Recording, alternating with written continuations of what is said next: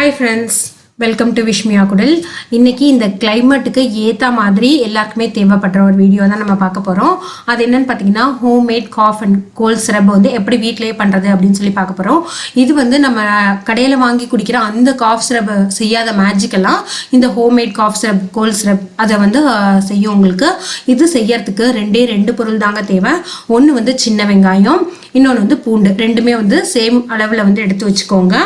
நம்ம வந்து இதை எதுக்கு காஃப்க்கு யூஸ் பண்ணுறோம், கோல்டுக்கு யூஸ் பண்ணுறோம் அப்படின்னு பார்த்தீங்கன்னா, ஜென்ரலாகவே வந்து இந்த வெங்காயம் பூண்டு இது வந்து உடம்புல தேங்கி இருக்கிற அந்த நச்சு எதுவாக இருந்தாலும் அது வெளியில் தள்ளக்கூடிய ஒரு தன்மை இருக்கிறது. அதனால தான் நம்ம வந்து இதை ஃபுட்லேயும் சேர்த்துக்கிறோம்.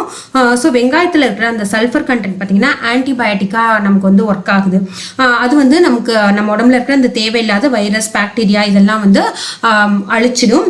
அதனால நம்ம வந்து இதை கோல்டுக்கு வந்து யூஸ் பண்ணுறோம். இன்னொன்று இருக்குது, பூண்டில் இருக்கிற ஆன்டி ஆக்சிடென்ட் வந்து இருமல் ஏற்படுத்துகிறோம், அந்த கிருமியை வந்து கொன்னுடும். அதனால தான் நமக்கு வந்து இது வந்து ஒரு மேஜிக்கல் ட்ரிங்க் அப்படின்னு கூட சொல்லலாம்.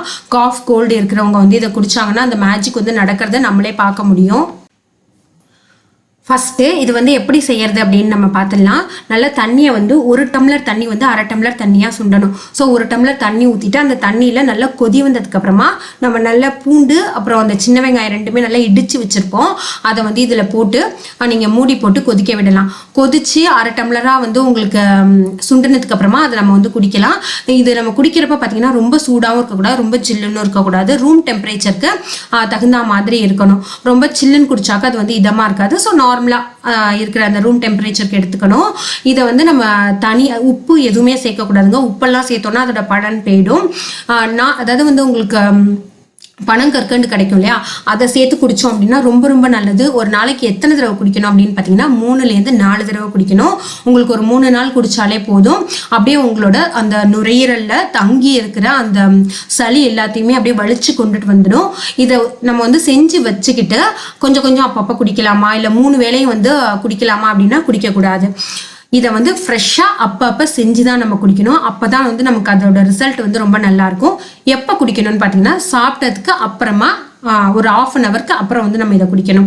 ஸோ மார்னிங், ஆஃப்டர்நூன், லஞ்ச் இது 3 டைமே நம்ம வந்து ஒரு மீல் எடுத்துக்கிட்டதுக்கு அப்புறமா இதை வந்து 1/2 ஹவர் கழிச்சு குடிக்கணும். ஸோ இதை ட்ரை பண்ணி பாருங்கள். ட்ரை பண்ணிவிட்டு நம்ம வந்து காஃப் சிரப்லாம் வாங்கி குடிக்கிறோம் இல்லையா, ஸோ இதில் இருக்கிற ரிசல்ட் வந்து நீங்கள் ஒரு தடவை ஃபீல் பண்ணிட்டீங்கன்னா நம்ம அதெல்லாம் வாங்கவே மாட்டோம். ட்ரை பண்ணிவிட்டு எப்படி உங்களோட ரிசல்ட் இருந்தது அப்படின்னு சொல்லி என்னோட ஷேர் பண்ண மறக்காதீங்க. Thank you friends. Bye.